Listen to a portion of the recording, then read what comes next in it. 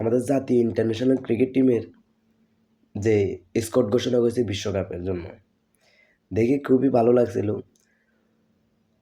লিটন কুমার দাস, পারভেজ ইমন, তানজিদ হাসান তামিম, এরপরে শরীফুল, মুস্তাফিজুর রহমান, তানজিদ হাসান সাকিব, আরও অনেকেই আছে, সাইফ হাসান।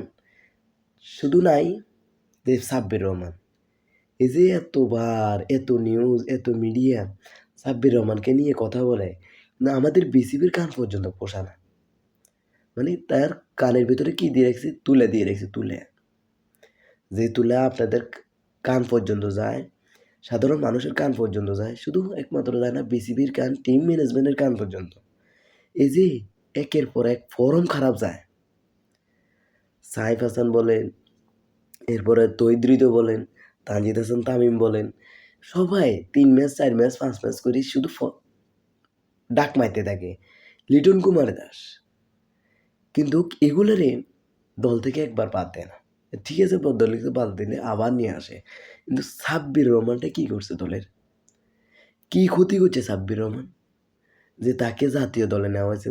তাকে তো শাস্তি দেওয়া হয়েছে 2020 সালে, সে অকাণ্ড করায় তাকে শাস্তি দেওয়া হয়েছে 2টা বছর জন্য, নিষিদ্ধ করা হয়েছে। আচ্ছা যাক, 2টা বছর নিষিদ্ধ, সে নিষিদ্ধ কেটে উঠছে, তাকে 2024 সালে ঢাকা ক্যাপিটালসে বিপিএলে যোগদান দিয়েছে। 2025 এসেও তাকে ঢাকা ক্যাপিটালসে, তার ফর্ম তো ভালো, তার কোন কিনে দিয়ে আপনারা বাদ দিতে পারতেছেন? সে ম্যাচ ধরতেছে, মিডল অর্ডারে কীভাবে খেলতে হয় তার দেখাইতেছে, 200 স্ট্রাইক রেটে খেলতেছে, 150-র উপরে স্ট্রাইক রেট খেলতেছে, তারপরও তাকে জাতীয় দলে নেওয়া হচ্ছে না।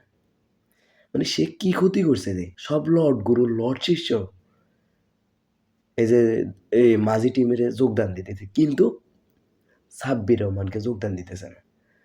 সাব্বির রহমান এভাবে এত বড় পাপ করছে, যে পাপে জাতীয় দলে এখনো তাকে ঢোকানো হচ্ছে না। ওই আমাদের বিসিবির কানে তুলে দিয়েছে বুঝছেন, যার কারণে সাব্বির রহমানের এখনো জাতীয় দলে যোগদান হচ্ছে না।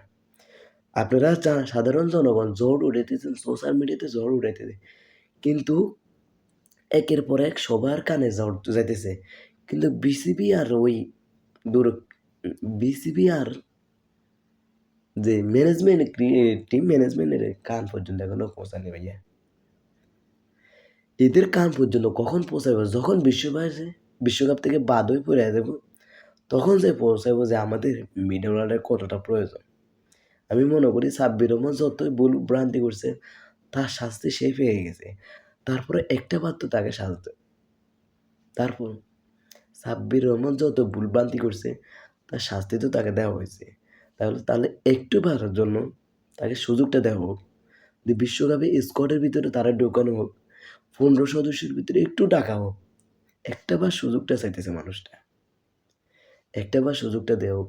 যেভাবে বিপিএলে যা রান করতেছে, 150-র উপরে তার স্ট্রাইক রেট, 180 স্ট্রাইক রেটে সে ব্যাট করে। তারপরে এই প্লেয়াররে T20 হার্ড হিটার ব্যাটসম্যান, যে মিডল অর্ডারে আমার মতো পারফেক্ট ব্যাটসম্যান, তাকে এখন পর্যন্ত দলে নেওয়া হইতেছে না। আমাদের কেমন ক্রিকেট বোর্ড, কেমন ক্রিকেট ম্যানেজমেন্ট, এটাই মাথায় ধরে না। সবাই ভুল করছে, সবাই ভুলভ্রান্তি করে, সবাই লর্ড গুরু লর্ড শিষ্য, কিন্তু এই সাব্বির রহমান কী ক্ষতি হচ্ছে যে তাকে এইভাবে? আমরা বলি কি, এই যে T20 বিশ্বকাপে সাব্বির রহমানকে দলে নেওয়া, যে আমাদের দাবি একটাই, সাব্বির রহমানকে দলে চাই যে T20 বিশ্বকাপে।